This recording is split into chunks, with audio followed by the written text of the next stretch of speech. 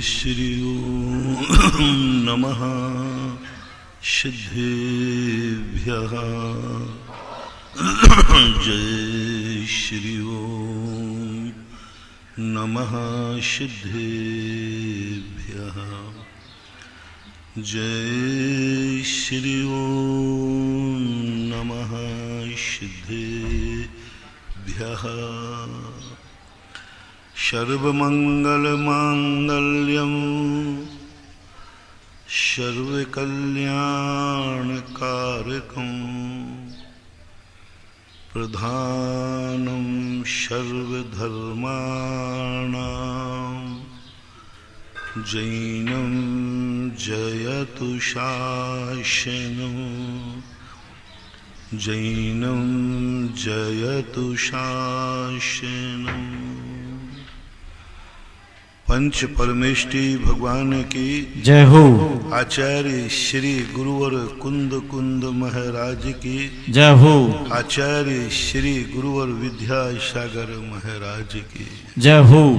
परम उपकारी निर्यापक क्षमाण मुनि पुंग श्री सुधासागर जी महाराज की जय। आचार्य संघ की जय। व्यक्ति इसलिए दुखी नहीं है कि वो दुख है उसके पास, इसलिए दुखी है कि मैं दुखी क्यों हूं। दुखों से दुखी कम होता है व्यक्ति, मैं दुखी क्यों हूं यह सोच करके ज्यादा दुखी होता है। दुख इतना खतरनाक नहीं होता जितना तुम क्लेश करते हो। कर्म इतना दुख नहीं देता जितना तुम चिल्लाते हो। कर्म तुम्हारे लिए इतना परेशान नहीं करता जितना तुम संक्लेश करते हो। कांटा इतना नहीं चुभता है जितना तुम कराहते हो। बीमारी इतनी नहीं है जितना तुम चिल्लाते हो। 90% लोगों के दुख कम हैं लेकिन संक्लेश ज्यादा है। ज्यादातर लोगों के कर्म की अनुभाग शक्ति हीन उदय में आती है और वे बंद अधिक अनुभाग वाला करते हैं। अधिक उदय वाला आवे और उतना ही तुम संक्लेश करो तो फिर भी बात है कि जितना आपको दुख है उतने ही आप रो रहे हो, जितना आप परेशान हो उतना ही आप कह रहे हो, जितने आप अभाव है उतना ही अभाव बता रहे हो। तो ठीक है, क्योंकि आपको दुख है, सहन नहीं हो रहा है, आप परेशान हैं, सहन नहीं हो रहा। ऐसे जीवन में मौके बहुत कम आते हैं, बहुत कम आते। जेल दंड देने के लिए होता है, फिर भी कई बार जेलर डराता ज्यादा है, पीटता कम है। पुलिस वाले ज्यादा मारते हैं सो बात नहीं है। पुलिस वाले खौफ दिखाते हैं, ऐसा खौफ दिखाते हैं कि वो सामने वाले का उद्देश्य उनका होता है कि किसी प्रकार से अपराध को स्वीकार कर ले और सुधर जाए। इसलिए पुलिस वाले उन स्थानों पर मारते हैं जहां पर तुम्हारी जिंदगी खराब ना हो जाए, जहां पर तुम्हारा मरण ना हो जाए, जहां पर तुम्हारा ब्रेन हेमरेज ना हो जाए, विक्षिप्त ना हो जाओ, विकलांग ना हो जाओ, पैरालिसिस ना हो जाए। सरकार बड़ी दयालु है, कानून बड़ा दयालु है, अपराधी पर भी दया दिखाता है, बहुत दया दिखाता है। पुलिस वालों से कहा जाता है, देखो पहली बात तो तुम शब्दों से उसको ठीक करने का प्रयास कर, नहीं हो तो ऐसे पॉइंटों पे मारना जहां पर उसकी जिंदगी में कभी कोई परेशानी ना आए, पैरों में पाटा, पुट्ठे पे मारते। ये कितनी दया है। भारतीय कानून में एक और दया का प्रतीक है। इतना बड़ा खूंखार अपराधी है जिसकी राष्ट्रपति याचिका भी खारिज हो गई।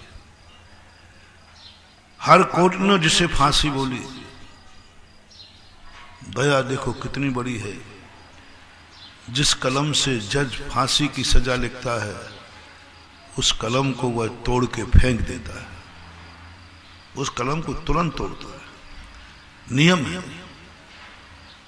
फांसी की सजा लिखने के बाद तोड़ी क्यों? इस कलम से जो आज मैंने लिखा, हे भगवान कभी दोबारा ऐसा किसी को लिखना न पड़े, दोबारा किसी को फांसी ना लिखना पड़े।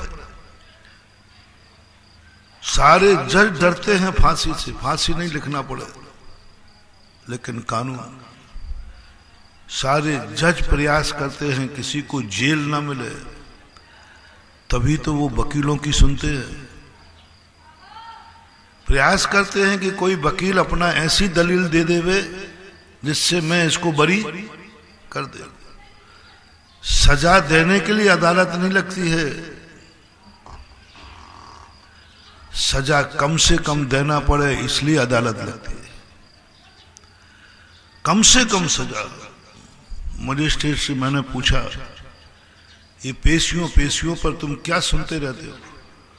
बोले महाराज हम लोगों का भाव होता है कि सामने वाला फरियादी कोई ऐसा गवाह, ऐसा तर्क प्रस्तुत कर दे जिससे मैं इसकी सजा को कम से कम कर सकूं। सजा बढ़ाने के लिए कोई नहीं सुनता, सजा घटाने के लिए कम से कम सजा में इसको अकल आ जाए, कम से कम सजा। इसलिए फिर मौका देते। उसने कहा साहब मुझे एक मौका और दिया जाए, ले लो। ये अदालतों पे अदालतें क्यों होती है? अपील का अर्थ क्या है? जब एक अदालत ने बोल दिया नहीं, एक मौका और। मौका कौन लेता है? निचली अदालत में जिसको सजा भूल गई वो मौका लेता है, हारने वाला या जीतने वाला? अपील कौन करता है? हारने वाला। अब बोलो कितना गजब का। जब मैंने इस पर सोचा, मैंने कि कैसा है कानून, इतना अहिंसक, इतना दयालु, इतना कृपालु। एक कोर्ट से हार गया, कानून कहता है इसको एक मौका और दो अपील करने का, एक मौका और दो, चलने दो। अपराधी है, सिद्ध हो चुका कोर्ट में, फिर भी शायद इसको कोई ऐसा पॉइंट मिल जाए कि इसकी सजा कम हो जाए। अपीलें मंदो कुछ नहीं, अपीलें सजा बढ़ाने के लिए नहीं है। अपीलों में सजा घटाई जाती है, घटती है। हमेशा निचली कोर्टों में जो सजा मिलती है, जब जब जितने केस ऊपरी अदालत में गए उनकी सजा कम होती है। या तो बरकरार रहेगी और या कम होगी। बढ़ने का चांस कोई एक आध कोई कभी हो तो हो, नहीं तो आज तक नहीं बढ़ी। तब मैंने सोचा कानून भी यही चाह रहा है कि मैं तुम्हें बरी करूं, कम से कम सजा में निपटा दूं। पूर्ण अहिंसक है कानून, ये मौके देना बता रहा है। जब इसी को मैंने कर्म सिद्धांत पर घटाया, महान भाव कर्म भी बड़ा दयालु, बहुत दयालु, बहुत मौके देता है, बहुत मौके देता है, बहुत मौके देता है। थोड़ा सा तुम ये कर लो, कर्म निकल जाएगा। स्थान बदल दो थोड़ा सा, इस स्थान पर झगड़े होने की संभावना है, बीमार होने की संभावना, स्थान बदल दो। कर्म मौका दे रहा है, बदल दो स्थान। शायद उस क्षेत्र में हम कर्म तुम्हें फल ही नहीं दे पाएगा। काल बदल दो थोड़ा सा, संगति बदल दो। जहां क्रोध आने की संभावना, उससे थोड़ा दूर हट जाओ। क्रोध का निमित्त मिलने वाला, मौन हो जाओ। अच्छे लोगों की संगति में चले जाओ। इतने मौके देती है, इतने मौके देती है। कर्म 100% कर्मों में हम 10% कर्म सजा देता है, 90% तो बेचारा माफ करता है। उसके बावजूद भी हम, इससे सिद्ध होता है जेलों में जितनी सजा मिली है लोगों को बहुत कम है। कोई बदमाशी अन्यायपूर्वक लिखी उसको नहीं कहना, जेलर को या न्यायालय को हम जितना दोषी ठहराते हैं वो न्यायालय इतना दोषी है नहीं। जितनी न्यायालय तुम्हें सजा देता है और जितना तुम दुखी होते हो उतनी उसने सजा नहीं दी है। पाप तो तुम्हारा बहुत बड़ा था, बहुत कम में निपटा दिया, बहुत कम में निपटा दिया। ये सोचना चाहिए मैंने अपराध तो बहुत बड़ा किया था लेकिन बस इतने में मेरा निपट गया मुचलका में। नहीं, हर व्यक्ति कहता है मेरे साथ अन्याय हो रहा है, सजा, चिल्लाता है, जेल में बंद है, रो रहा है मुझे जेल हो गया। अरे तू दूसरे को रुला के आया है उसकी तो सोच। एक ने हत्या कर दी, डांका डाल दिया, उसको जेल हो गया, रो रहा है। तू तो जिसको मार के आया है उसको तो रोना देख। एक व्यक्ति किसी को मार के आ गया और उसको जेल हो गया, दोनों में से कष्टदायी जिंदगी किसकी है? कष्ट में किसका परिवार पड़ा हुआ है? जिसका व्यक्ति मर गया वो परिवार कष्ट में ज्यादा है या जिसको सजा मिली है वो परिवार ज्यादा कष्ट में? जिसका कोई मर गया तू तो जिंदा है, तेरी पत्नी का तो सुहाग अभी भी है, वो तो अभी भी चूड़ियां पहने हैं, वो तो विधवा हो गई। तेरे बच्चे तो आकर जेल में मिल जाते हैं, वे बच्चे तो सदा के लिए अनाथ हो गए। तेरे लिए तो फिर भी सरकार से कुछ मिलता है, मजदूरी कर घर भेज सकता है, उसका तो भेजने वाला चला गया। लेकिन वो दुखी होता, वो ये नहीं सोचता है मैंने कितना बड़ा पाप किया है, मैंने कितनों को दुखी किया है, मैंने कितनों की जिंदगी उजाड़ी है, मुझे तो मात्र 20 साल की जेल ही मिला है। जेल में हूं, जिंदा तो हूं, वो तो परिवार ही खत्म हो गया। नहीं, लेकिन जेल में जो सजाएं मिलती हैं हर व्यक्ति दुखी रहता है, कोसता रहता है। जब से शास्त्रों का थोड़ा चिंतन किया है आपके दुखों पर मुझे दया कम आने लगी। पहले आपके दुखों को देख करके मेरी आंखें भर आती थी। आपका रोना, आपका चीखना, आपका फरियाद करना, ऐसे लोग गिड़गिड़ाते थे, मेरी आंखें भर आती थी पहले। और सोचता था कितना भारी दुख है, कितना परेशान है, कितनी इसकी जिंदगी है देखो। लेकिन जब आगम पढ़ा, शास्त्र पढ़ा, तो हमें तो कर्म बड़े दयालु दिखे। कानून को जब पढ़ा तो कानून में लोग कहते महाराज कानून का शिकंजा बहुत तगड़ा है, कानून के चक्कर में जो पड़ गया वो बहुत दुखी। मैं कहता हूं कानून बड़ा अहिंसक है, दयालु है। अदालतें हमें अब दंड का नहीं, हमें तो दिखने लगा कि ये दंड से बरी करने वाले, ये दंड से छुटकारा दिलाते हैं। जैसे किसी नेता पे खतरा हो तो उसको अरेस्ट कर लेती है पुलिस तुरंत। अरेस्ट क्यों किया? अरेस्ट करती है बच जाएगा, नहीं तो मारेंगे लोग। उसको बचाने के लिए अरेस्ट किया है कि बच जाएगा, नहीं तो लोग मार डालेंगे। तो कई बार किसी को बचाने के लिए भी जेल में डाला जाता है। यदि ये बाहर घूमेगा तो मार डालेंगे, इसको जेल में डाल दो, कम से कम जिंदा रहेगा। इतना भाव रहता है कानून का। कोई कानून में दंड व्यवस्था नहीं की जाती, व्यक्ति अपराधी को दंड कम किया जाता है, उसका नाम न्यायालय है।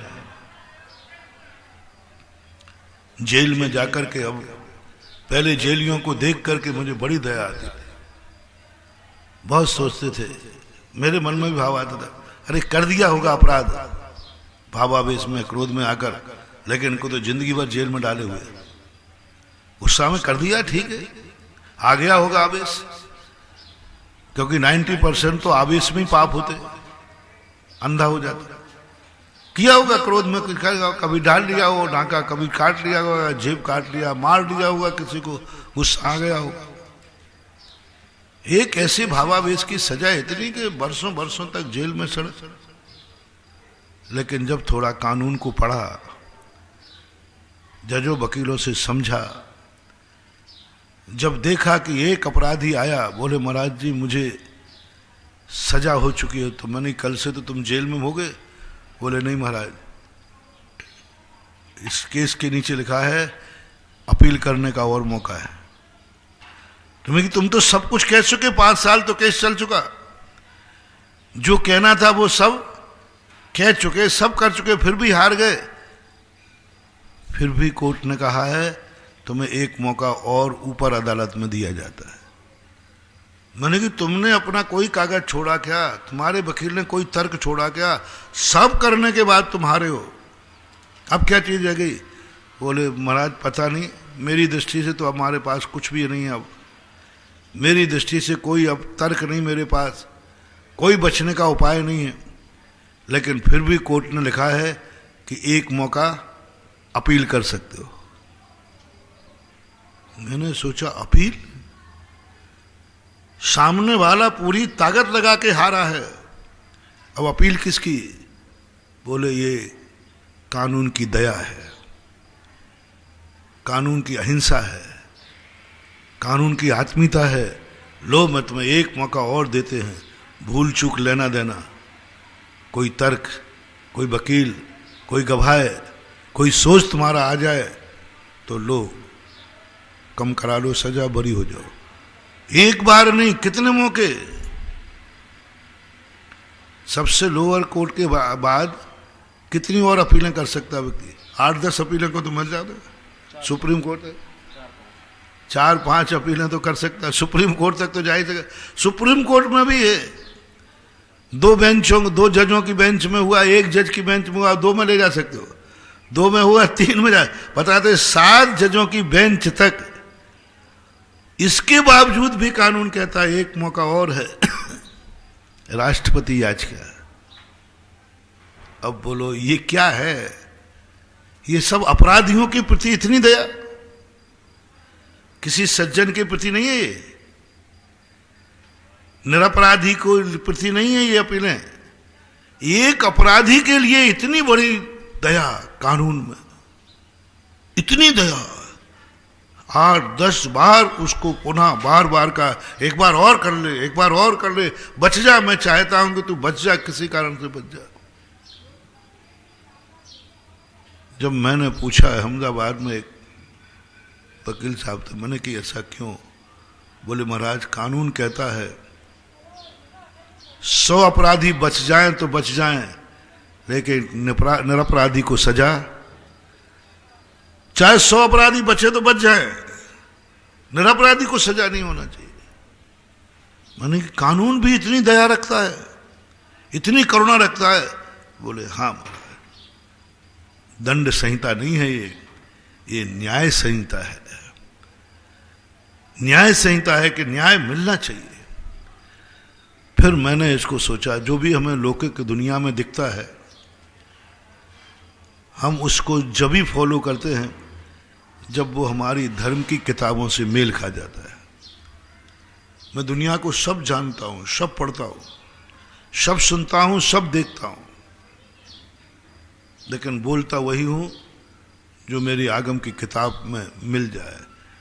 कितनी तुम दलील दे देना, मेरे सिद्धांत को कोई नहीं डगमगा पाया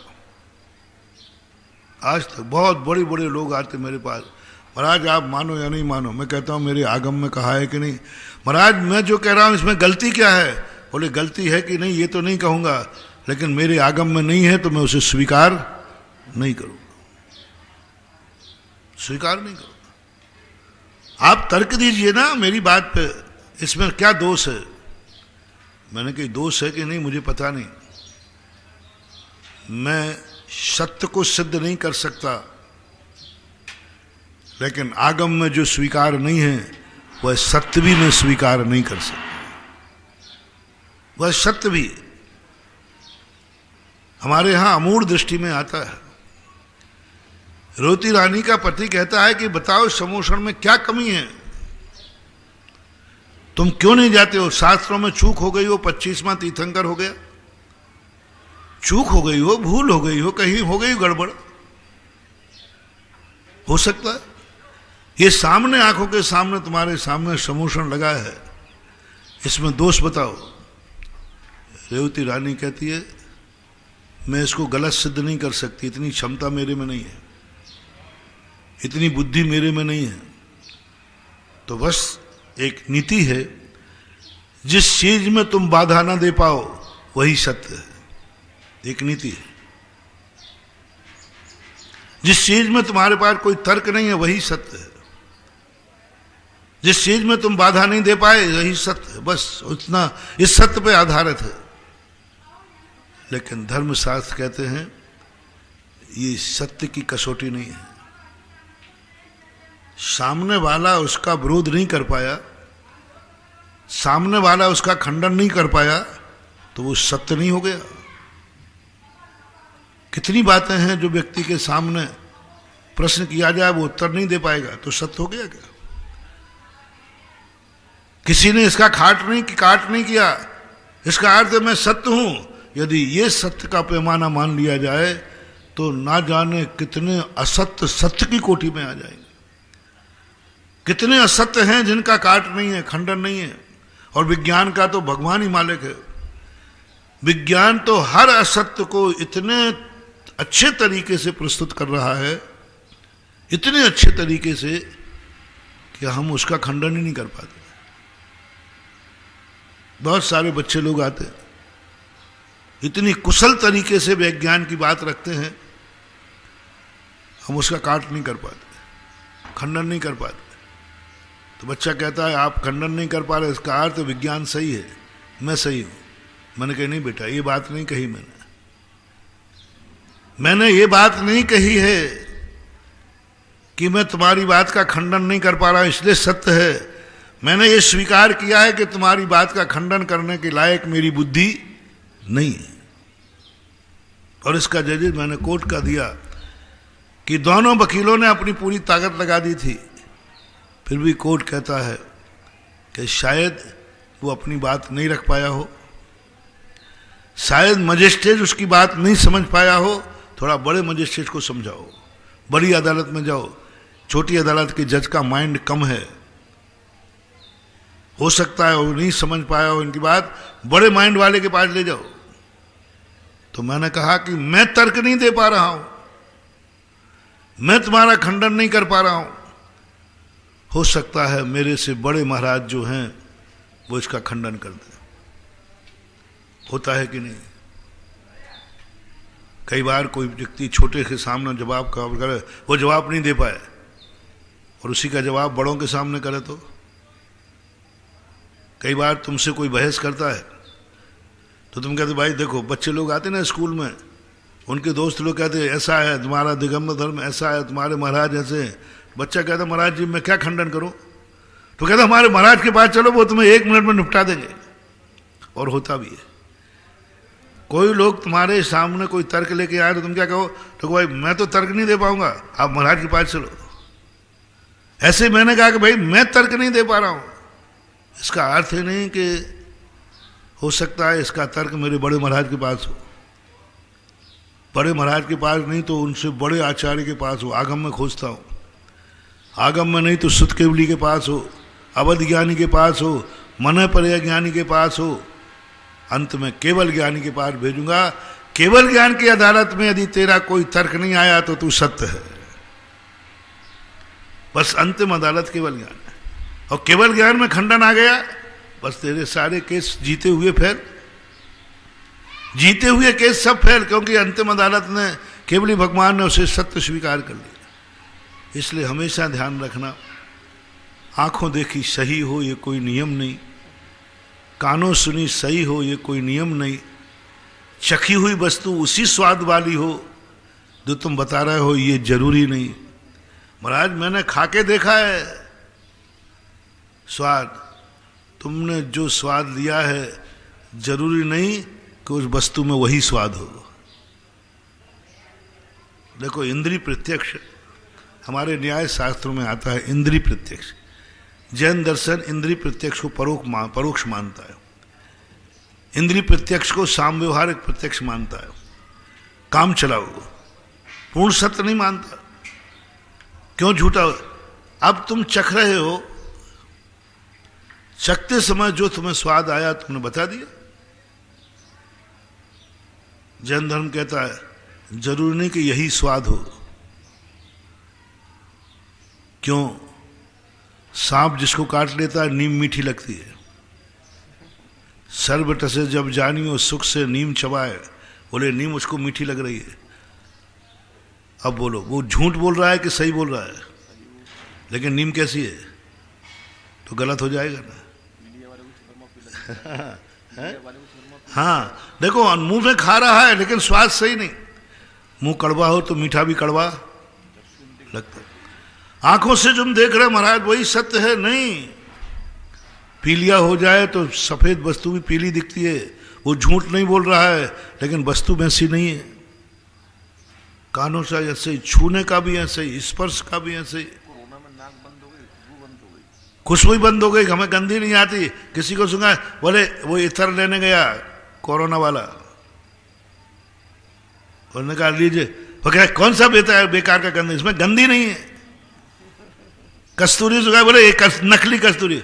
अब बोलो नासिका में खराबी आ जाने से असली चीज भी तेरी दृष्टि में, क्योंकि उसमें न गंदी नहीं है, अब गंध उसमें नहीं है कि तेरी नासिका का यंत्र खराब हो गया, कोरोना हो गया।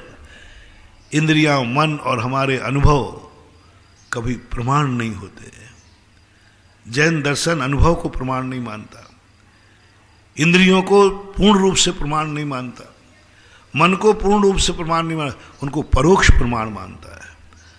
तुम वह बात कहो, तुम वैसा देखो जिसने किसी प्रत्यक्ष ने देखा है। प्रमेय रत्नमालाकार कहते हैं तुम जो देख रहे हो क्या तुम्हें वही दिख रहा है जो केवल ज्ञानी ने देखा था? दो बातें, केवल ज्ञानी ने दो बातें देखी। एक वह सत्य देखा है जो हम भी देख सकते हैं, उन्होंने एक वह सत्य देखा है जो हम देख नहीं सकते। सत्य तो हो गए।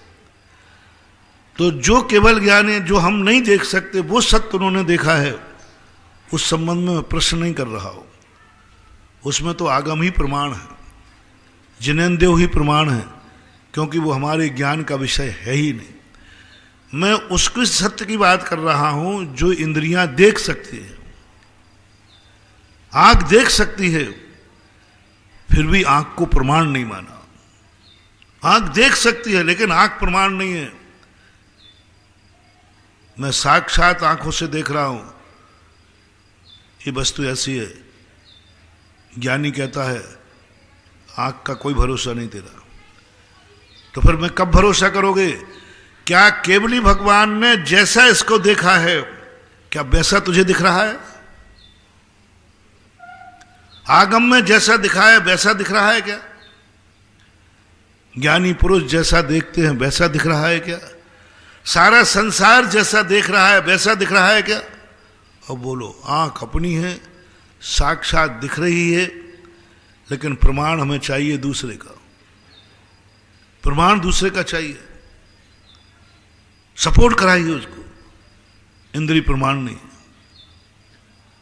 कानों से सुन, सब चीजों में यही मानना मान हुआ।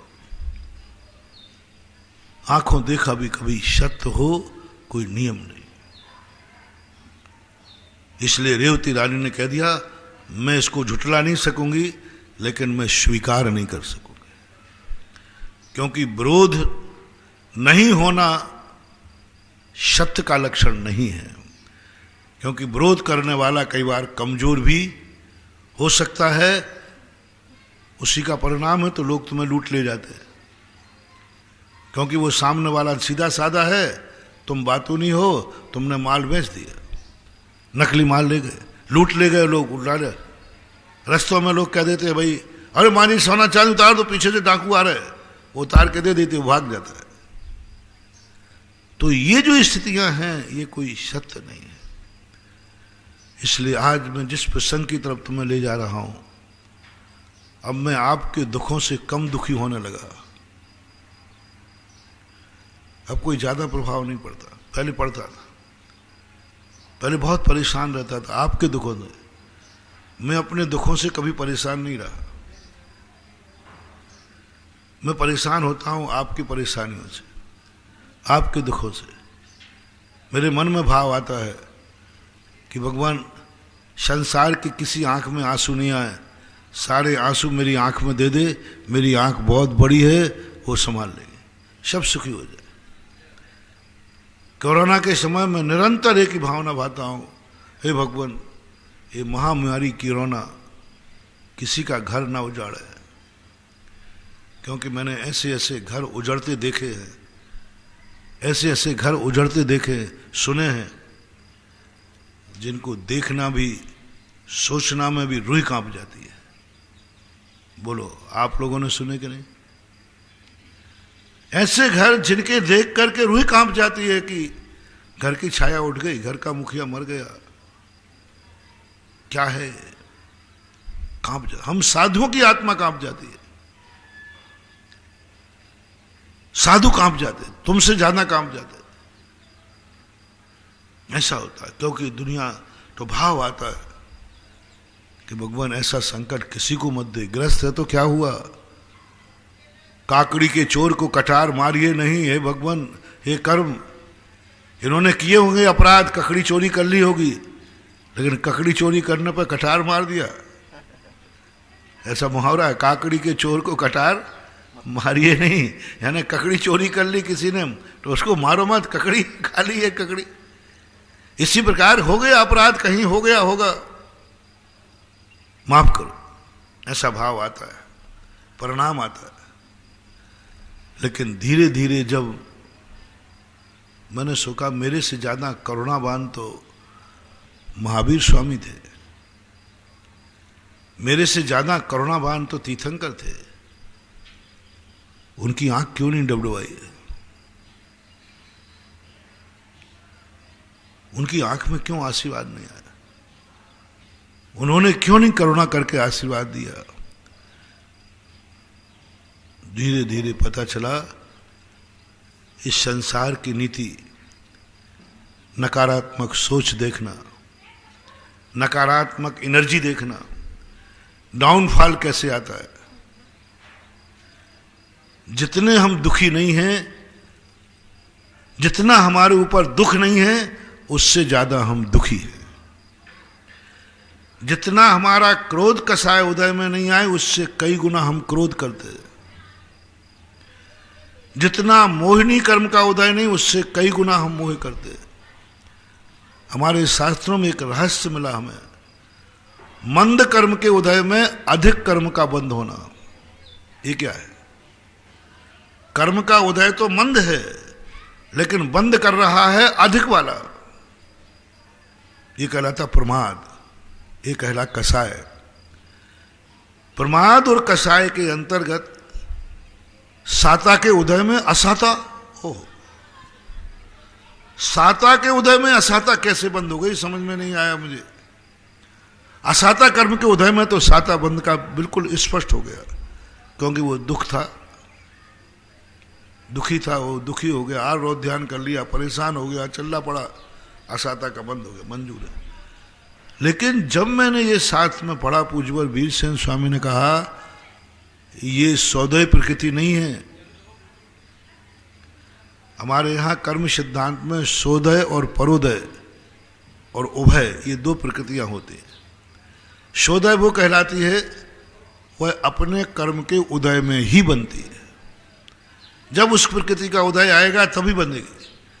लेकिन कभी अनुभाग शक्ति सौदय अनुभाग नहीं होता कि जितने कर्म का अनुभाग उदय आया है, दूसरा बंध भी उसी अनुभाग का होगा। प्रकृति तो बंधेगी,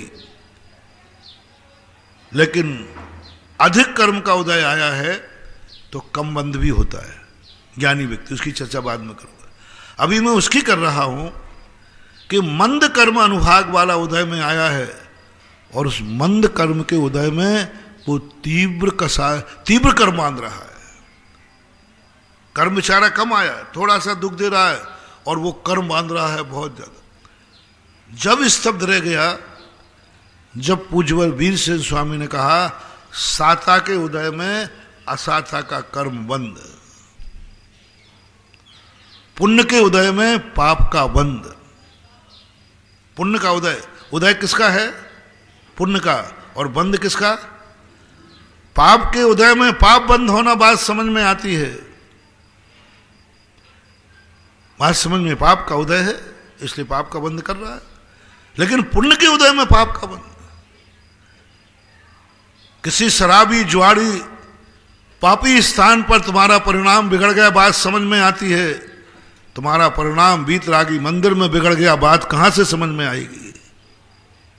स्थान कौन सा है? महाराज पापियों के बीच में गया, वहां सब पापी थे, सब शराबी थे, सब जुआड़ी, जो जो पापी थे सब थे। महाराज मेरा परिणाम बिगड़ गया, मेरे भाव भी हो गए। हो सकता है ऐसा कि नहीं? हो सकता है। तुम्हारा कोई भाव नहीं था गलत करने का, लेकिन जब चारों तरफ से वातावरण देखा तो परिणाम बिगड़ सकते हैं। चलो माफ है, क्योंकि संगति का प्रभाव है,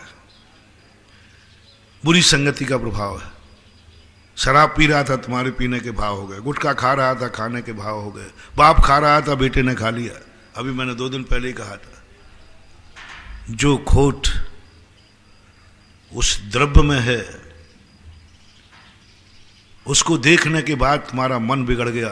वस्तु को देखकर मन बिगड़ गया, द्रव्य वस्तु को देख, तुम्हारा वैसे परिणाम नहीं था बुरा करने का, बुरा करने का भाव नहीं था तुम्हारा, लेकिन सामने कोई ऐसी वस्तु आ गई, तुम्हारी आंख उठी, परिणाम बिगड़ गए।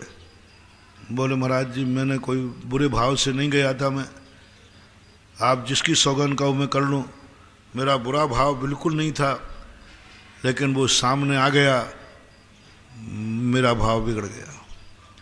मैं बिल्कुल लड़ने नहीं गया था महाराज, बिल्कुल लड़ने नहीं गया था, आपकी सौगंध मैं बिल्कुल लड़ने नहीं गया था, और मेरा क्रोध करने का भाव भी नहीं था, लेकिन बस वो सामने आया, मुझे गुस्सा आ गया।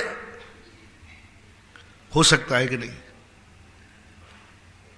तुम घर से अच्छे भाव से निकले, सामने दुश्मन दिख गया, देखते ही आपको गुस्सा आ गया, कान में शब्द पर गाली का शब्द पड़ गया, कोई भाव नहीं था। महाराज उसने गाली दी तो मुझे गुस्सा आ गया, मैं गुस्सा करने बिल्कुल नहीं गया था। कितने बार ऐसा होता है 24 घंटे में कि विपरीत निमित्त मिलने पर हमारी इच्छा के विरुद्ध में परिणाम बिगड़ जाते हैं। एक्सेप्ट है? तुम ही नहीं, हम लोग भी एक्सेप्ट करते हैं। परिणाम नहीं है, लेकिन परिस्थितियां सामने आते ही परिणाम होता है, इसको कुछ भी नहीं। जिनवाणी ने पूछा अदालत ने, इसका भाव नहीं था, ये परिणाम बिगाड़ने नहीं गया था, लेकिन सामने ऐसी परिस्थिति बनी, ऐसा निमित्त बना, इसके परिणाम बिगड़ गए। जिनवाणी कहती कोई बात नहीं, मुचलका पे छोड़ दो, क्योंकि ये पाप करने नहीं गया था, परिस्थिति मिली, पाप हो गया।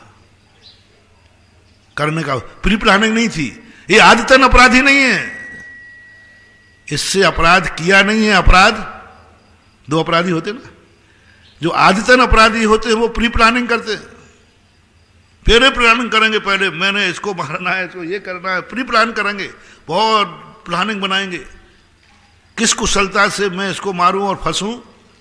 नहीं, ये व्यक्ति आदतन अपराधी नहीं है, इससे अपराध हो गया है।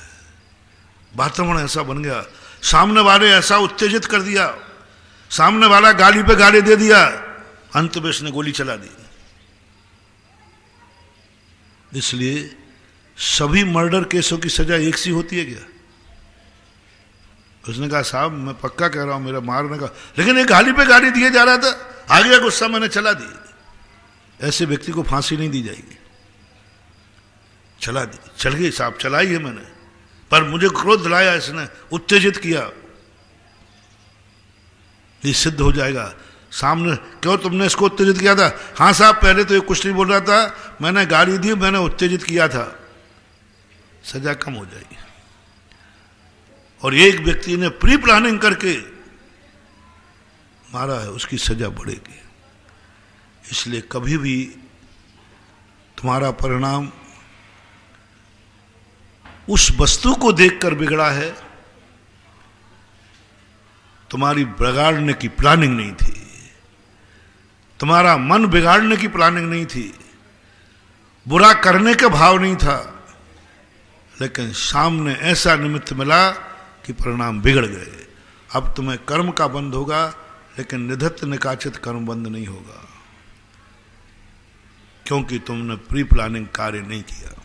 माफ है महाराज, वो 4 लोग मिल गए, जबरदस्ती किया, मैं करता क्या? कोई बात नहीं, जबरदस्ती किया ना? हाँ साहब जबरदस्ती किया। क्षेत्र ऐसा मिल गया महाराज, मैं क्या करूं? वो क्षेत्र ही ऐसा था, वो क्षेत्र ही पापियों का था, उस क्षेत्र में ही सदा पाप होते थे। उस क्षेत्र में जाते मेरे परिणाम बिगड़ गए, श्रवण कुमार के परिणाम बिगड़े। क्षेत्र पे जाके होता है कई बार, हम लोग तक किसी क्षेत्र पे जाते ही परिणाम बिगड़ जाते हैं। हम लोग बिहार करते ना तब अक्सर कर होता है, रात में परिणाम ठहर जाते, पूछते भैया कल यहाँ कौन ठहरा था? बोले महाराज कल यहाँ बड़े आदमी की बारात ठहरी थी, बोतलें खेली थी, जुआ खेले थे, बरगनाएं वहाँ विद्वान। जिस चीज पर कोई एक बार पाप कर लेता है, जिस क्षेत्र पर कोई एक बार पुण्य कर लेता है, हजारों लाखों करोड़ों अरबों वर्ष तक वहाँ अच्छी बुरी बरगनाएं विद्यमान रहती हैं। विज्ञान से सिद्ध है, आगम से सिद्ध है, शास्त्रों से सिद्ध है। लाखों करोड़ों वर्षों तक अच्छी बुरी दोनों। वास्तु इसको स्वीकार करता है। वास्तु कहता है कि तुम उस प्लाट पर खड़े होकर तुम्हें कैसा लग रहा है? यदि गलत लग रहा है, इसका अर्थ यहां कोई ना कोई कभी गलत कार्य हुआ है, गलत कार्य हुआ। और कई स्थानों पर ऐसा लगता है, बहुत अच्छा लगता है, यहां कोई अच्छा कार्य हुआ। करोड़ों वर्षों तक सम्मेद शिखर से भगवानों को मोक्ष गए कितने साल हो गए? अजरनाथ की देखें तो कोड़ा, आज भी वहां के क्षेत्र में शुभ बरगनाएं विद्यमान है। महान आत्माओं वहां सुख प्राप्त किया था, अव्याभास सुख प्राप्त किया था, मोक्ष प्राप्त किया था। आज भी उतनी ही वहां बरगनाएं हैं जो उस समय थी। ठीक है थोड़ा बहुत कम बेसी आया होगा, लेकिन है। सिद्ध क्षेत्र क्या बता रहे हैं कि जिस क्षेत्र में कोई अच्छा कार्य करके जाता है, वह क्षेत्र ना जाने कितने समय के लिए, कितनों के लिए अच्छा करने की प्रेरणा देती है। इसलिए कभी भी तुम कोई कार्य करो तो ये देख लिया करो, यहां मैं जो गलत कार्य कर रहा हूं, जो मैं अच्छा कार्य कर रहा हूं, यहां आगने वाले लोग कितने लोग अच्छा करेंगे, क्योंकि मैंने अच्छा किया है, मैंने अच्छा किया। कितना पुण्य। जिस स्थान पर तुमने एक माला फेरी है, उस स्थान पर जाते ही तुरंत कोई पहुंच गया तो उसके परिणाम जो क्लेश में थे शांत हो जाएंगे, क्योंकि अभी कोई यहां से माला फेर के गया है। इसके 2 सबूत देता हूं। माला फेर के गया है यहां से कोई, उसके परिणाम अच्छे हो जाएंगे, तुम्हारे लिए पुण्य लगेगा। सबसे बड़ी बात हमारे शास्त्रों में आया कि साधु महाराज जहां बैठे हों और साधु चले गए, उस भूमि को नमस्कार करके आ जाना, छू लेना। वही वर्णाएं, वही एनर्जी विद्यमान है जो महाराज के सामने थी, क्योंकि वो इस जगह पर बैठे थे। पवित्र आत्मा, वो पवित्र इतने हैं कि वो जमीन को भी पवित्र करके चले गए। वो चले गए लेकिन भूमि पवित्र हो गई। साधु बैठे, निस्सद्दिका की वंदना करना। मैंने इसको बहुत डेवलप किया। जब मैंने सोचा कि ये कहानी कैसे बन, वो महाराज तो चले गए, बोले नहीं, वो महाराज की इतने अच्छे पावनता थी कि वे इस भूमि को पावन कर गए, और भूमि में भी वही एनर्जी दे गए। अब वहां जो भी आएगा उसका मस्तक झुकेगा। दूसरा प्रमाण हमें पूज्यवर, कोई भी उपकरण यदि जिस तखत पर, जिस पाटे पर, जिस स्थान पर कोई असंयमी बैठ के गया हो, और तुम्हें मालूम है उस स्थान पर कम से कम 48 मिनट मत बैठना, कम से कम। अब बैठे नहीं हो तुम, मान लो तखत पर एक गृहस्थ बैठा था, आप बैठे थे, आप असंयमी हैं, आप परिवार के साथ बैठे थे, आप पति पत्नी बैठे थे, आप माँ बेटे बैठे थे, आप भाई बहन बैठे थे, XYZ, आप दो दोस्त बैठे थे। कम से कम 48 मिनट उन्होंने कहा, अधिकतम 6 महीने। क्वालिटी बता रहा हूं, किस क्वालिटी के लोग बैठे थे। यहां पर इस स्थान के ऊपर सामान्य संयमी श्रावक बैठा था। 48 मिनट तक साधु उस पर नहीं बैठेगा। उस स्थान पर जिस मोह से तुम बैठे हो, वह मोह साधु को जागेगा। मां बेटे बैठे थे तुम, तो साधु के मन में भी अपनी मां के प्रति कोई स्मृति शक्ति आ जाएगी। मुनि महाराज भी अपने मां का उनको संस्कार आएगा, वो मां को याद आ जाएगी उनको, भले वो समझ जाएंगे, लेकिन एक बार टच करेगा उनको अपनी मां के, क्योंकि वो भी तो किसी मां से पैदा हुए। आज तक जिन्होंने याद नहीं किया मां को त्याग दिया था, आज तक याद नहीं किया, लेकिन उस तखत पर बैठ गए वो तुरंत, जहां मां बेटे बैठे थे। महाराज के मन में एक सेकंड को मां का भाव आएगा, भली वो तत्व ज्ञान से उसको संभाल लेंगे। दोस्त बैठे हो, दोस्तों का आएगा। उस स्थान पर बैठ करके कौन बैठे थे? असंयमी बैठे थे। संयम में कमी आएगी, असंयम में तो नहीं जाएगा, पर संयम में, विशुद्धि में कमी आ जाएगी, क्योंकि असंयमी बैठा था। असंयमी ने बैठकर वहां क्या किया है, वो परिणाम तुम्हारे बनेंगे बनेंगे, एक क्षण को बने। पति पत्नी बैठे थे, वेद कर्म की उदीर्णा हो जाएगी, राग में प्रवृत्ति हो जाएगी, महाराज जाएंगे नहीं, लेकिन परिणामों में अंतर आ जाएगा। इसलिए कहा गया, असंयमी व्यक्ति के द्वारा की हुई उपयोगित वस्तु तुम अपने उपयोग में मत लेना। गृहस्थों ने जिस वस्तु का उपयोग किया है उसमें मत रहना। गृहस्थ जहां रहते हैं उस मकान में मत रहना। बिहार में कई बार परिस्थितियां बन जाती हैं, बड़ा संभालना पड़ता है। गृहस्थ रहते, जिस मकान में गृहस्थ रहते हो, जिस मकान में गृहस्थों ने रात्रि व्यतीत की हो, जिस स्थान पर गृहस्थों ने भोजन कर लिया हो, जिस स्थान पर गृहस्थ बैठा हो, उस स्थान पर साधु को वर्जित कहा गया, वहां पर विश्राम मत करना। जहां असंयमी व्यक्ति भोजन करके गया हो, कोई गृहस्थों के बाद भोजन करने की बात क्यों कही गई, क्यों मना किया गया?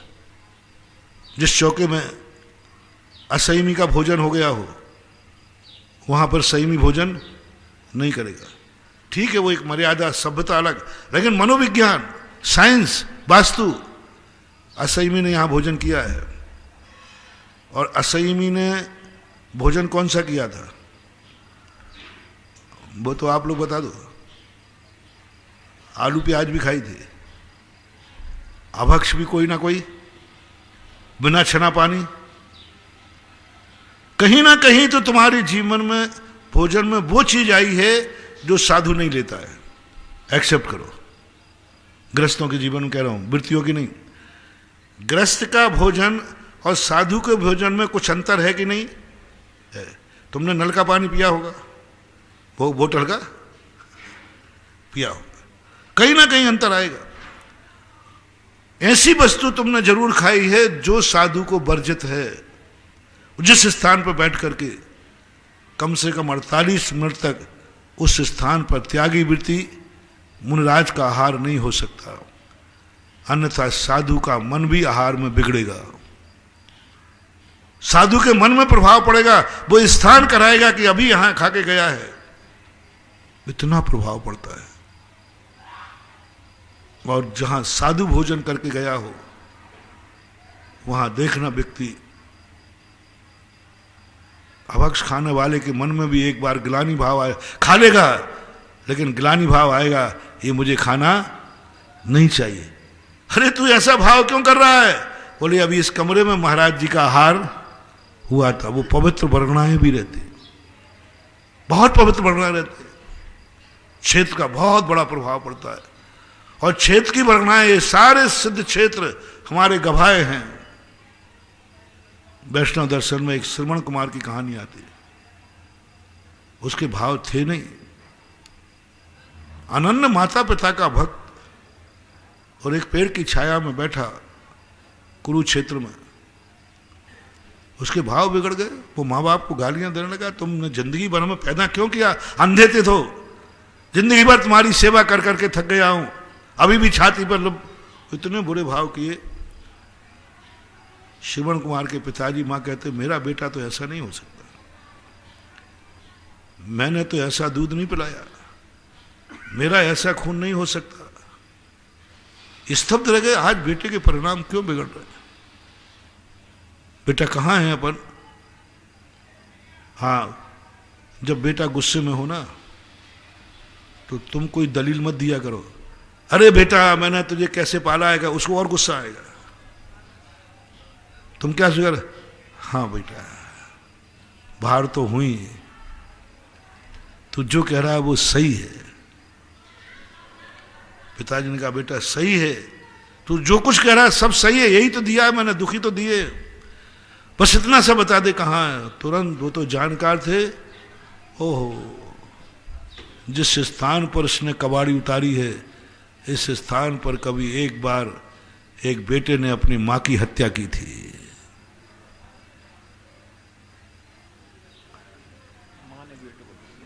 बेटे ने मां की हत्या की थी, और एक दिन नहीं, बहुत हजारों साल पहले की बात है।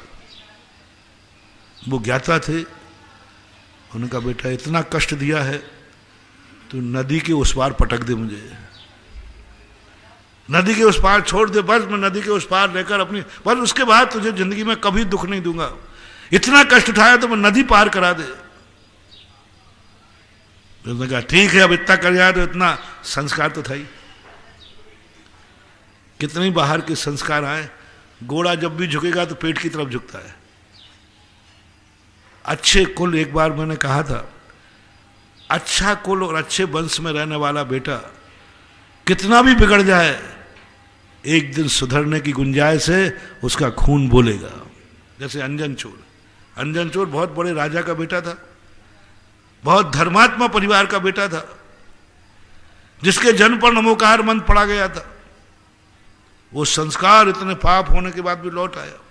वंश का बहुत बड़ा प्रभाव पड़ता है, कुल जाति का बहुत बड़ा प्रभाव पड़ता है, माता पिता के आचार विचारों का कितना ही बिगड़ेगा, अंत में वो आएगा। वो तो सच्चा था ही, और कहा ठीक है ध्यान रखना, नदी के उस पार छोड़ने के बाद मैं एक दिन नहीं रुकूंगा, तुम मरो तो मर जाना। उसने कहा हाँ बेटा, उसके बाद तो तुझे मैं फ्री कर दूंगा। जैसे ही कबाड़ी उठाई और आधी नदी में पहुंचा, वो बेटा रोने लगा, मैंने ये क्या किया, भगवान जैसे मेरे माता पिता, यही मेरे भगवान, मैंने क्या किया, मैंने क्या किया। रो पड़ा, बोले मैं इसी नदी में डूब के मरूंगा पिताजी, मैंने आपसे ऐसा कहा, मैं अब जिंदा नहीं रहूंगा। पिताजी कहते बेटा नदी पार कर पहले पूरा, फिर सुनाता हूं पूरी कहानी।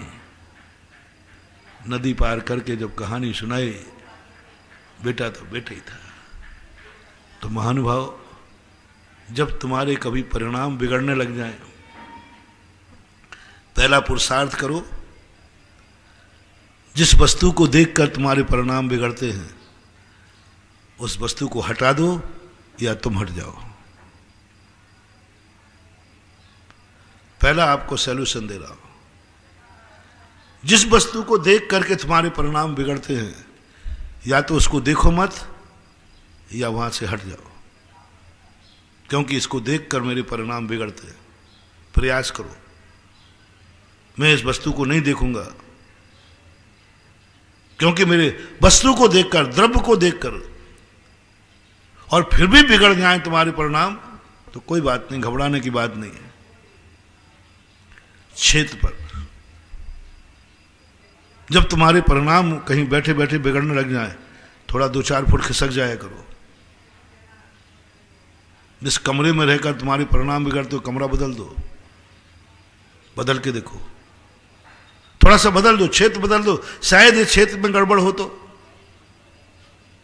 क्षेत्र का प्रभाव पड़ता है। अच्छे बुरे दोनों में लगाना। बुरे क्षेत्र में, अच्छे क्षेत्र में, कई क्षेत्रों पर बड़ा अच्छा लगता है, बड़ा मन लगता है। एक दिन को जाओ, महीनों रुक जाते हैं। हाँ, कई क्षेत्रों में आमा, सुदर्शनोदय, अभी बिजौलिया, तपोदय, अभी चौलेश्वर, कुछ ऐसा लगता है वहां की भूमि में विहार करना पड़ता है, करना नहीं चाहता, इतना अच्छा लगता है। धर्म ध्यान होता है, सब तरफ का वातावरण विशुद्ध है, सब बढ़िया है, तो अच्छा भी प्रभाव पड़ता है। तो कोई भी कार्य करते समय तुम सोचना, इस क्षेत्र को मैं गंदा करके जा रहा हूं। जितने लोग आएंगे उनको, कितने लोग गंदा कार्य करें। इस क्षेत्र पर मैं अच्छा कार्य करके जा रहा हूं, कितने लोगों को अच्छे के परिणाम होंगे। क्षेत्र बदल देना। फिर भी मैं बहुत बड़ी छूट दे रहा हूं, तुम ऐसे थे नहीं, लेकिन उस क्षेत्र पर बैठने पर तुम्हारे परिणाम बिगड़ गए। जिनवाणी मां कहती है, इसको माफ करना, थोड़ी सजा देना, क्योंकि इसकी गलती नहीं है, उस स्थान की गलती है। श्रवण कुमार को माता पिता ने माफ किया, क्योंकि वो जानते थे ये मेरे बेटे की गलती नहीं है, ये उस स्थान का कर्माद है। तो कभी कभी स्थान को पाकर परिणाम बिगड़े तो तुम्हें कोई ज्यादा पाप बंद नहीं होगा, क्षमा होगा। कई स्थान, द्रव्य, क्षेत्र, काल समय को देकर होते हैं। थोड़ा समय टाल दो। कई लोगों के लिए समय, ये 24 घंटे का समय एक सा नहीं है। कई लोगों को किसी समय पर ज्यादा गुस्सा आता है और वो समय टल जाए। एक पिता का बेटा बहुत क्रोधी था, बहुत गुस्सा आता था। पिता मरने लगे, उसको ध्यान था कि ये इतना गुस्सा करता है, गुस्से में आहत कर लेता है। तो उसने कहा, बेटा मेरी अंतिम इच्छा है, पूरी करेगा? बोले, गुस्से का त्याग तो नहीं कराओगे? पिताजी जानते थे सब त्याग देगा, लेकिन गुस्सा, उन्होंने कहा नहीं, गुस्से का त्याग नहीं कराऊंगा। तो बोलो पिताजी क्या, जब भी तुझे गुस्सा आए 1 घंटे बाद करना। जब भी तुझे गाली देने का भाव आए, घड़ी दे, इतने बजे गाली देना, इसने ऐसा किया, 1 घंटे बाद मैं तुझे निपटाऊंगा। 1 घंटे बाद, बस, और कुछ नहीं करना। गुस्सा तो खूब करना, किसी को मारने का भाव तो मार डालना, तेरी जो मर्जी पड़े करना, बस 1 घंटे बाद करना। इतना सा नियम ले ले तो। उसने कहा, पापा करने की तो मना नहीं कर रहे, करने के लिए तो मना नहीं कर रहा, ये कह रहा 1 घंटे। उसने कहा, पापा ये तो फालतू, लेकिन 1 घंटे बाद मैं करूंगा। हाँ बेटा, मैंने कह दिया 1 घंटे के बाद। वो जिंदगी में कभी गुस्सा नहीं कर पाया, कि गुस्सा आवेग में आता है। उन्होंने कहा, नहीं अभी नहीं करना गुस्सा, 1 घंटे बाद। 1 घंटे क्या खाक करेगा, अपने आप ठंडा पड़ गया। कई पाप यदि थोड़ा समय टाल दिया जाए तो उन पापों से अपन बच जाएंगे। समय टाल, थोड़ा समय टाल दो। जब भी तुम्हारा मन बिगड़े, महानुभाव, मन को ज्यादा गड़बड़ मत करना, नहीं तो तुम्हें पागल कर देगा, विक्षिप्त कर देगा, उत्तेजित कर देगा। मन से एकदम मत भिड़ना। यदि तुम्हारे बुरे करने के भाव आ गए हैं तो तुम एकदम मत भिड़ना, नहीं मैं नहीं करूंगा, मेरा नियम है, मेरा धर्म है, मेरा नियम है, ये मत भिड़ना है सब प्रकार के।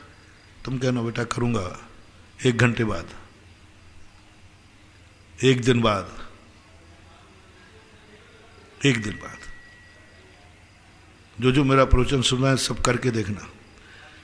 जो जो कार्य तुम्हारे जीवन में बुरा है, चलो मेरी तरफ से सही है, मेरी दृष्टि में जो जो तुम बुरे कार्य करते हो, चलो आज कृपा करता हूं, तुम्हारा त्याग नहीं कराता हूं, बस उसका समय बढ़ा दो, समय बढ़ा दो। जब जब तुम्हें कोई भी कार्य करने का भाव आए, चलो तुम्हें गुस्सा का भाव आए 1 घंटे बाद, गुटखा खाने का भाव आए, चलो चलो, जब भाव आवे उससे 1 घंटे बाद खाना। देखो बड़ी कृपा कर रहा हूं मैं। शराब पीने का तलब लगे जब 1 घंटे बाद पीना, तुझे सिगरेट बीड़ी पीने की तलब लग रही ना, बस 1 घंटे बाद पीना, 1 घंटे बाद आप देखना तलब में कमी आ जाएगी। समय टाल दो। कई बार आप लोगों की समय टालने पर भूख मर जाती है। मान लो आप 10 बजे भोजन करते हो और फिर 12 बजे मिले तो भूख मरे, वो समय फेट हो गया था कि इस समय अपन को भोजन करना है, टाल दिया, भूख मर जाती है। ऐसे इच्छाएं मर जाती है मानो, इच्छाएं मर जाती। समय टालो, हर बुरी बात को टालने का प्रयास करो, बुरे कार्यों में करो। आज करंते काल कर, काल करंते परसों, जल्दी जल्दी क्यों करता है, अभी तो जीना बरसों। मन से कहे जल्दी क्या पड़ी है, अभी जिंदगी पड़ी है, कभी भी कर लूंगा। टालो, बुरे काम के लिए, बुरे कार्य के लिए, बुरे कार्य के लिए, अच्छे कार्यों के लिए नहीं टालना। नहीं तो अच्छे कार्य का आज जो मन है कल फिर ठंडा पड़ जाएगा, फिर वो अच्छा कर ही नहीं पाओगे। तुरंत जो कार्य हो जाए, बुरा कार्य तो तुरंत टालो, नहीं कल करूंगा, आज नहीं, खत्म हो जाएगा मामला। बहुत कुछ बुराइयों से आप बिना टेंशन के बच जाओगे। और अच्छे कार्यों के लिए कल पे मत टालना, नहीं तो तुम कर ही नहीं पाओगे। जो लोग एक पूछ कह के जाते हैं ना, जब यहाँ दान की लोग कहते हैं भैया आप मंदिर बोलो ना, वो घर पूछ लेता हूं गया काम से। आज तक घर से पूछने वाला द्वारा नहीं आया।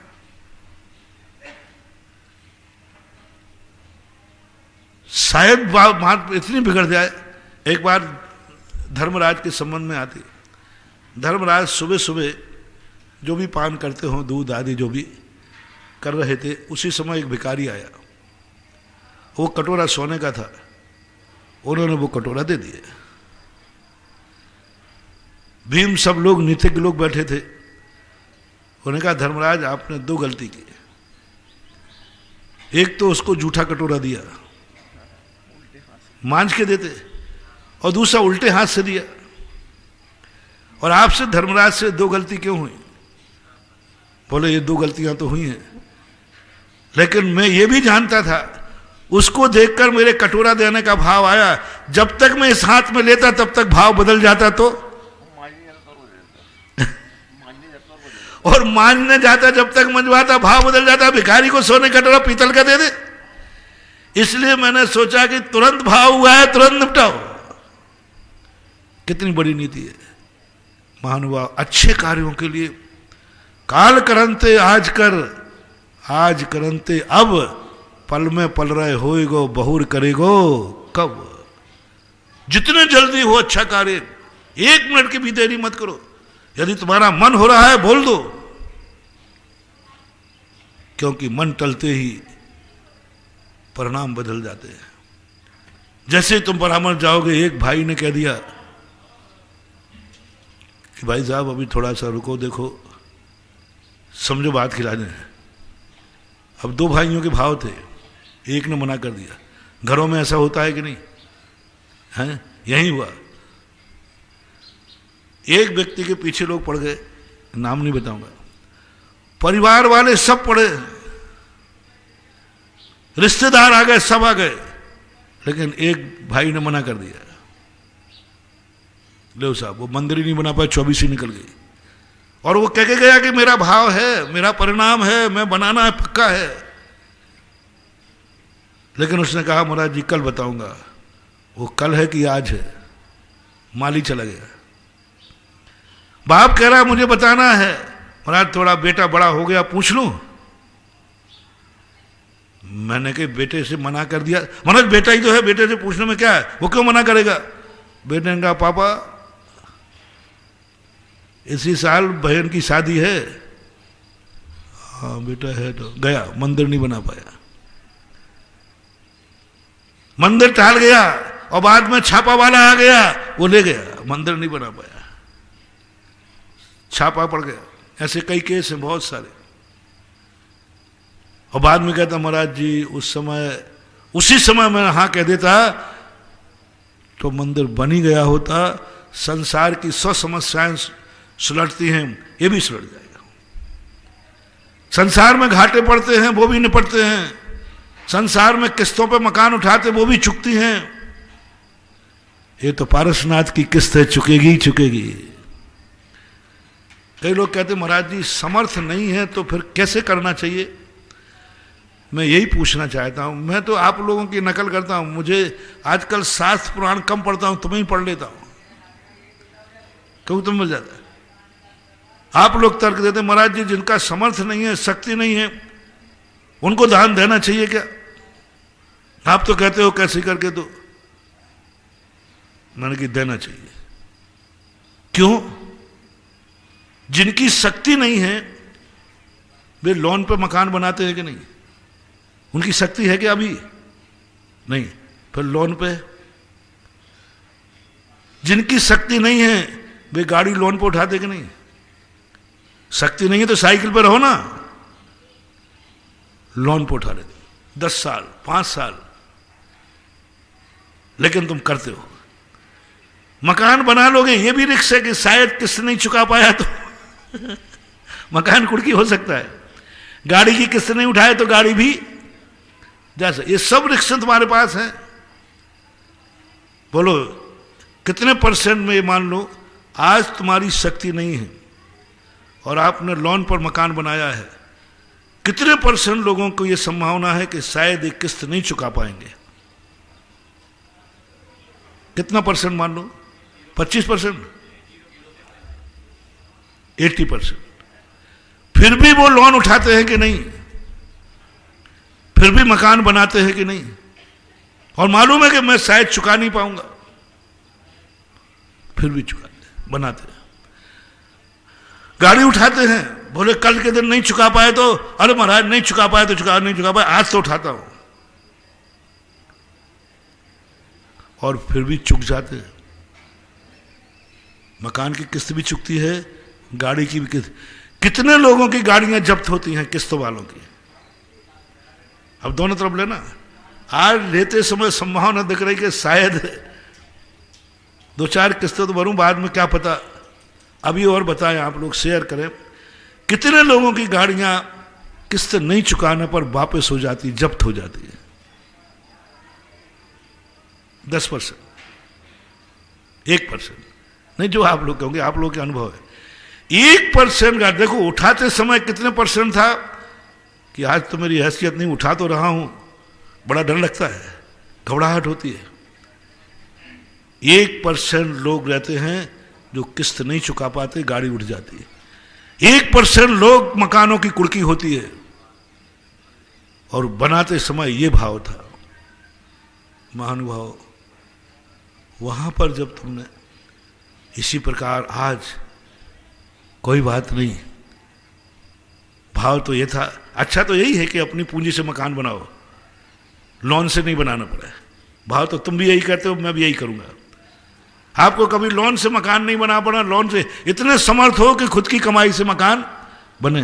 लेकिन संसार में सब के एक से दिन तो नहीं होते ना, तो लोन से संसार चलाना पड़ता है, ऋण लेकर संसार चलाना पड़ता है। बीज को साहूकार से ब्याज पे उठा करके खेती में बोना पड़ता है, लेकिन बोता है कि नहीं? एक किसान के पास खेती में बीज बोने को नहीं है तो वो खेत को सूखा रखता है या साहूकार से उठाता है? ड्योढ़ा देना पड़ेगा। और कई बार, और उससे मालूम है कि यदि इस साल ओला पड़ गया तो अगली साल दूना हो जाएगा बीज। इट मे बी पॉसिबल, संभावना है कि नहीं? शायद बीज भी ना चुका पाऊं, पर उठाता है। कितने परसेंट लोगों के बीज नहीं चुक पाते हैं? 1%। और पहले जितनों ने साहूकारी से उठाया था 100% लोग कह रहे थे कि शायद नहीं चुका पाऊं, क्योंकि पूरी जमीन में आग लग गई, ओला गिर गया। सबका यही भाव था, शायद नहीं चुका पाऊं। लेकिन 90-99% लोगों ने चुका देते हैं, 1% डूबता है, लेकिन वो उठाता है। तो धर्म क्षेत्र में ये सब क्यों नहीं? धर्म क्षेत्र में ये क्यों नहीं? हमारे पास आज पैसा नहीं है, मैं किस्तों पे लेता हूं। महाराज डूब गई तो मेरे अनुभव है 1% नहीं, हमारी आज तक असमर्थ लोगों ने किस्तों पर बोली ली, 0.5% डूबी है, 0.5% डूबी।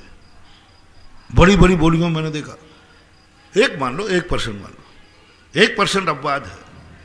जब लेते समय वो कहता था महाराज जी मेरी कोई हैसियत नहीं है, शायद मैं एक किस्त देने के बाद भी डब्बा बोल जाए। तो मैंने कहा तेरी आत्मा के बस महाराज, बनाना तो मंदिर है, बनाना तो है, बनाऊंगा तो सही मैंने कही भाई तूने कभी लोन लिया?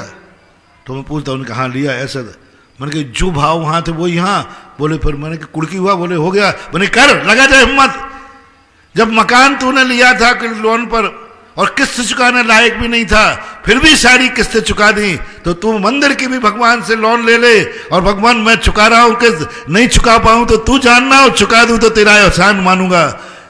99% असमर्थ लोगों ने मंदिर लिए और मंदिर बना करके आज जिंदा है, अच्छी तरह जिंदा है। सोचने वाली बात है, क्यों नहीं सोच सकते? सोचा जाता है। असमर्थ जब संसार के कार्य करता है तो परमार्थ का कार्य भी असमर्थ कर सकता है, रास्ते निकालेगा वो। इसलिए अच्छे कार्यों के लिए समय मत टालना, जब भाव आए तुरंत, विचार के लिए नहीं। एक अच्छा उदाहरण तुम लोगों के बीच का कहता हूं। तुम किसी लड़की को देखने गए और देखने के बाद दो तरीके, पसंद आ जाए तो कहते साहब पसंद है, और यदि देखने वाला ये कहे साहब घर से जवाब दूंगा, इसका अर्थ क्या समझना भैया? बहुत बहुत बढ़िया उदाहरण है। बोलो इसका अर्थ क्या है? यहां कहूंगा तो बाहर भी तो निकलना है, अभी चाय नाश्ता भी तो नहीं हुआ, वहीं तुरंत दो टूक मना कर दो तो फिर क्या हालत होगी? बोलो। तो ज्ञानी लोग कहते हैं वहां मत बोलना, घर से जवाब दूंगा। यानी घर से जवाब देने का अर्थ है वो कोई भी वो आएगा, वो टालने वाली बात है। ऐसे ही धर्म क्षेत्र में जो कहते हैं हम परिवार में सलाह कर लो, भाई से पूछ लो। अरे उस भाई से क्या पूछ रहे हो जो धंधा पानी अलग कर रहा है? इकट्ठा घर में रह रहा है तो फिर भी पूछना। एक साथ रोटी खा रहा है, एक साथ कमा रहे। महाराज मेरी कमाई थोड़ी है, हमारा भाई भी कमा रहा है, उसकी भी तो कमाई है, तो पूछना पड़ेगा। दान जो तुम दे रहे हो, उस दान में जिसकी कमाई है उस तक पूछने की तुम्हें छूट है। रिपीट करता हूं, दान में जो चीज आप दे रहे हो उसमें जिसकी कमाई लगेगी उससे पूछने के तुम अधिकारी हो। पहली बात तो उससे ही नहीं पूछोगे, आगे क्या होगा? कह दूंगा कि मेरी तरफ से दान देना, मेरा जो हिस्सा बनता है वो दान दे दूंगा, तेरा हिस्सा नहीं दूंगा। 1 लाख रुपया कमाते 50,000 तो मेरा है, तेरे में से नहीं दूंगा, मैं दूंगा। फिर भी व्यवहारिकता के नाते महाराज जी देखो हम दोनों भाई हैं, कमाते हैं, एक साथ कमाते हैं, उसकी भी तो कमाई है, पूछ लो। मेरी पत्नी भी है, उससे पूछ लो, क्योंकि सब एक साथ रहते हैं, एक साथ कमाते हैं, एक साथ खाते हैं, एक मकान में रहते हैं। पूछना नैतिकता बनती है। लेकिन तुम किससे पूछने की? अनैतिकता। जो भाई अलग हो चुका है, कमाई अलग है, मकान अलग है, सब कुछ अलग है, अब कुछ न्यारो पूत पड़ोसी दाखिल। बेटा न्यारा हो गया तो पड़ोसी में गिनना चाहिए, और पड़ोसी से पूछ करके तुम दान दोगे। भाई और बेटा अलग हो जाए तो पड़ोसी में गिना जाता है। अब पड़ोसी से पूछने गया व्यक्ति, ये बेईमानी। मैं समझ लेता हूं, कोई पूछता महाराज जी मेरा भाई से पूछ लूं, तो मैं तुरंत मना नहीं करता। मैं कहता हूं भाई इकट्ठा रहता कि अलग? कि नहीं महाराज सब अलग है, सामान सब हो गया, कमाता भी सब कुछ अलग है। मैं तुरंत समझ जाता हूं ये आने वाला नहीं है ये आने वाला नहीं है, जाएगा। क्योंकि वो मना कर सकता है, फिर क्या करते? भाई के मना करने पर तुम बोलते तो बोलो क्या होता? महावीर, तुम तीनों भाइयों से पूछते और एक भाई मना कर देता तो फिर मामला थोड़ा टेढ़ा हो जाता। बुराई का सवाल था, नहीं पूछा तो दो बन गए, पूछते तो शायद एक खतरे में पड़ जाता। होता है। इसलिए समय कभी भी हो, फिर भी समय के अनुसार तुम्हारे परिणाम बिगड़ गए, कोई बात नहीं। महाराज समय ऐसा आ गया, क्या करें, इतने समय मेरे परिणाम बिगड़ जाते हैं, मैं टाल नहीं पाया। जिनवाणी कहती कोई बात नहीं, देखो इसने परिणाम नहीं बिगाड़े हैं, समय ने परिणाम बिगाड़ दिए, समय टल गया, बिगड़ गए परिणाम, कोई बात नहीं। द्रव्य क्षेत्र काल भव, महाराज कुछ परिणाम ऐसे हैं जो भव में जाके बिगड़ते हैं। मेरे बिगाड़ने के भाव नहीं थे, लेकिन वहां भव में जाके परिणाम बिगड़ेंगे। हम लोगों के परिणाम देखना आगे भव में कैसे बिगड़ने वाले हैं।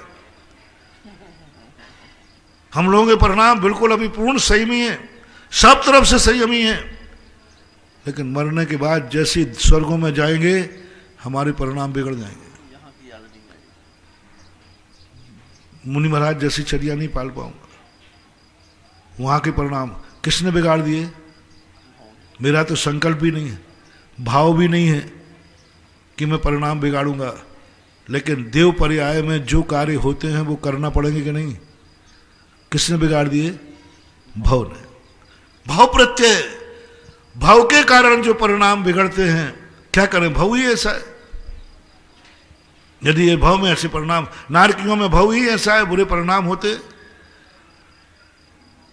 तो जो भाव के कारण परिणाम बिगड़े, जिनवाणी कहती है इसको ज्यादा अपराध नहीं लगेगा, क्योंकि इसने परिणाम बिगाड़ने का भाव नहीं था।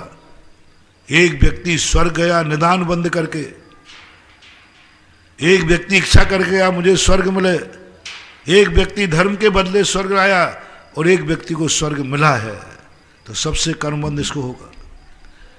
चक्रवर्ती बना है और अर्धचक्री पाया है। मैं अर्धचक्री बनूं, मर करके नरक जाता है। चक्रवर्ती को मिला है, क्या करे, पद है, भाव है ऐसा। चक्रवर्ती को लाख उपाय करे, उसको 96,000 शादियां करना ही पड़ेगी, करना ही पड़ेगी। पूर्व भाव का मुनि होता है चक्रवर्ती, पूर्व भाव का मुनि होता है, 96,000 शादियां करता है। कौन करा रहा है? चक्रवर्ती पद। 6 खंड जीतना पड़ेगा। तुम तीर्थंकर हो तो बने रहो, चलो उठो, मैं तीर्थंकर हूं, मुझे कोई विजय नहीं चाहिए, मैं किसी को अधीन नहीं बनाऊंगा। कर्म कहता शांतिनाथ भगवान नहीं चलेगा, चक्रवर्ती पद पर तुम्हारा जन्म हुआ है, तुम्हें ये कार्य करना ही पड़ेंगे। तो जो भव के कारण तुम्हें परिणाम करना पड़े, उनको भी क्षमा है। कभी कभी भाव बिगड़ जाता है। इन सब को लेकर चर्चा अपनी थी, समय आपका हो रहा है। चर्चा अपनी थी उस बात की कि ये सब चीजें माफ कर दिया। क्षेत्र गलत था, वस्तु गलत थी, सामने वस्तु गलत थी, ओके, स्थान गलत था, ओके, समय गलत था, ओके, भाव गलत था, ओके। मैं तुम्हारा केस लेता हूं, जमानत दिलाऊंगा, अरेस्ट होने के पहले अग्रिम जमानत कराऊंगा, क्योंकि तुम्हारा दोष नहीं है, इन सब का दोष है। अब मैं चर्चा उसकी कर रहा हूं। द्रव्य सामने भगवान है, गुरु महाराज हैं, अच्छा आदमी है, सज्जन आदमी है, सब तरफ से चोखा है, गलत नहीं है। वो तो तुम वहां परिणाम कब बिगड़े? जब सारे गलत लोग थे, इसलिए परिणाम बिगड़ गए। सब शराब पी रहे थे इसलिए बिगड़ गए। यहां सुपारी भी नहीं खाता है। वहां तो बाप शराब पी रहा था तो बेटे ने पीला, मैं क्या करूं, कोई बात नहीं, जमानत हो जाएगी। बाप पी रहा था, बेटे ने पी लिया। बाप जुआ खेलता था, बेटे ने खेल लिया। इसलिए मैंने कहा था, बाप दादे जो खोटे करते हैं वो खोट तुमने की है तो तुम्हें उतना ज्यादा पाप नहीं होगा, जमानत हो जाएगी। लेकिन अब मैं उस बाप की बात कर रहा हूं जो बाप छना पानी पीता है, सुपारी भी नहीं खाता, रात में पानी भी नहीं पीता। अब तुमने ऐसे कुल में जन्म लेकर तुम्हारा परिणाम रात में खाने का हो गया, गुटखा खाने का हो गया। ऐसा सामने भगवान बैठा है। स्थान कौन सा है? वहां क्षेत्र गलत था क्योंकि पीछे कोई पाप करके गया था। ये स्थान मंदिर है, ये स्थान सम्मित शिखर है। क्षेत्र अच्छा है कि बुरा है? जल्दी बोलो। अच्छा है। काल भी बहुत अच्छा समय है, बहुत अच्छा समय है, बहुत बढ़िया काल है, चतुर्दशी है। काल खोटा है कि चोखा है? चोखा है। चलो चौथा काल, कोई भी काल है। अब भव भी, भव की अपेक्षा ले लो, तुम मानव हो, जैन हो, जैन में भी श्रावक हो। ओके, अब परिणाम बिगड़ गया तो निमित्त अच्छा है कि खोटा है कि चोखा? क्षेत्र खोटा है कि चोखा? चोखा। तुम्हारा भाव खोटा है कि चोखा? चोखा। समय चोखा है कि खोटा? चोखा।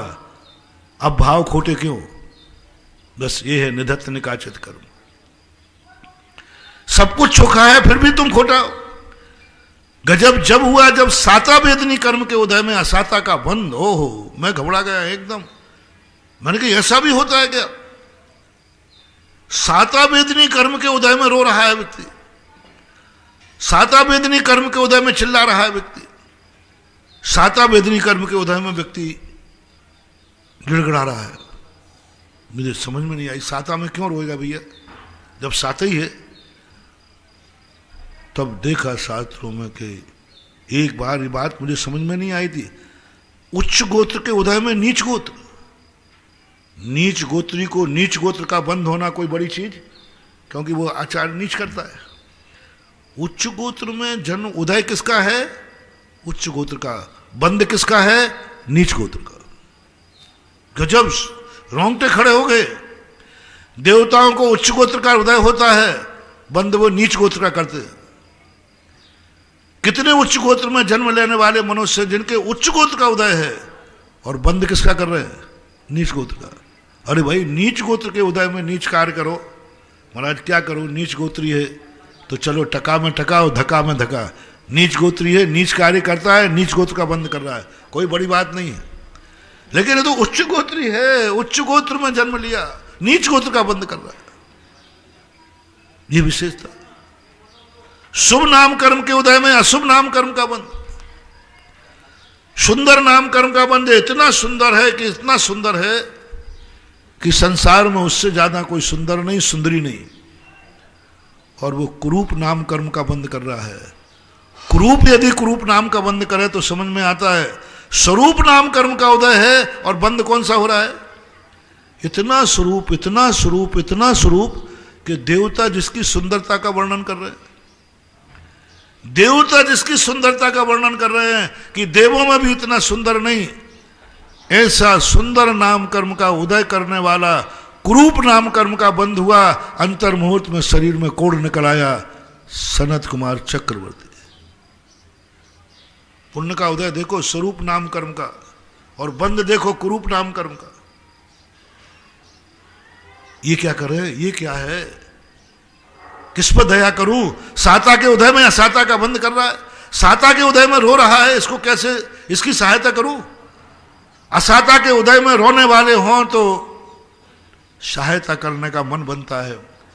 अब तो ऐसा लगने लगा है कि ये तो रोएंटे हैं, साता कर्म के उदय में भी रोते हैं। ये तो उच्च गोत्र के उदय में, नीच गोत्रियों पर दया करूं तो करूं, उच्च गोत्र में रहकर नीच गोत्र का कार्य कर रहा है, नीच गोत्र का कार्य। ज्ञानावरणी कर्म का 6 उपशम है, इतना क्षयोपशम है कि उसको हर चीज याद होती है। बहुत गजब का क्षयोपशम है। और बंद क्या कर रहा है? बंद क्या कर रहा है? इतना विद्वान है, संस्कृत फटाफट, इंग्लिश सब, सारी भाषाएं, सारा आगम का ज्ञान है, इतना क्षयोपशम है। और बंद किसका कर रहा है? लब्धि अक्षर के अनंत में भाग का। इतना बड़ा ज्ञान का क्षयोपशम, क्या दया करूं? अरे अज्ञानी पर दया करूं तो ठीक है, क्योंकि अज्ञानी है, वो कर रहा है बंद। ये तो ज्ञानी बंद कर रहा है। इतना बड़ा शुद्ध केवली होकर के भी अर्धपुद्गल परावर्तन काल तक भटक जाता है। आंखों वाला अंधा नामकर्म बांध रहा है, कानों वाला बहरा नामकर्म बांध रहा है, बोलने वाला गूंगा नामकर्म बंद कर रहा है, पैर में से चलने वाला लंगड़ा नामकर्म का बंद कर रहा है, अच्छे कुल में जन्म लेने वाला बुरे कुल में जाने की तैयारी कर रहा है। डाउनफॉल, जो फॉल हैं वे ज्यादा दया के पात्र हैं कि जिनका डाउनफॉल हो रहा है वे दया के पात्र। एक तो फॉल है, फॉल किसे बोलते हैं? नीचे ही है, पड़े ही हैं, गंदगी में पड़े हैं, गंदा जीवन, गंदा कुल, गंदा जाति, गंदा भाव, सब कुछ गंदा, विफॉल, गिरे हुए, सब कुछ गंदा है, उनका भाव भी गंदा, तो उनके परिणाम भी गंदे, दया के पात्र, क्योंकि इसका सब कुछ गंदा है। मैं उसके पूछ रहा हूं जिसके सब तरफ कुछ भी गंदा नहीं है, मात भाव गंदे है, द्रव्य वस्तु अच्छी, कुल भी जात सब कुछ अच्छा, मात गंदा क्या है? भाव गंदा है। अब बोलो इसको भी दया करूं? जिसका सब कुछ गंदा था उसको दया करना चाहिए, लेकिन जिसका सब कुछ अच्छा है और भाव गंदे हैं उस पर दया नहीं की जाती। और आज संसार में यही देखने में आ रहा है, इसके सब कुछ अच्छा है, भाव गंदा। बंधु बहुत बड़ी, इसलिए जब लगने लगा, अब तो ऐसा लगता है तुम्हारे दुखों को देखकर, अब मैं दुखी ज्यादा नहीं होता थोड़ा तो होता हुआ है, संस्कार है। भगवान वे ज्यादा ज्ञानी है ना, वे सब जानते अपने अंदर की वो बाहर की बात है, वे ज्यादा दुखी नहीं होते, हम थोड़े होते हैं क्योंकि अभी अज्ञानी है। तुम्हारी पूरी कुंडली नहीं जानते, तुम्हारी हम पूरी कुंडली नहीं जानते हैं, इसलिए तुम्हारे नाटक में हम आ जाते कि सही। माँ होती ना, बच्चा ऊपर से रोता है 90%, तुम्हारी बेचारी सीधी सादी होती, उसको सही मान करके गोदी में उठा लेती, काम छोड़ करके, हाथ धो करके। और वो 90% बच्चे ओरिजिनल रोते हैं दुख से या नाटक कुछ चाहने के लिए रोते हैं।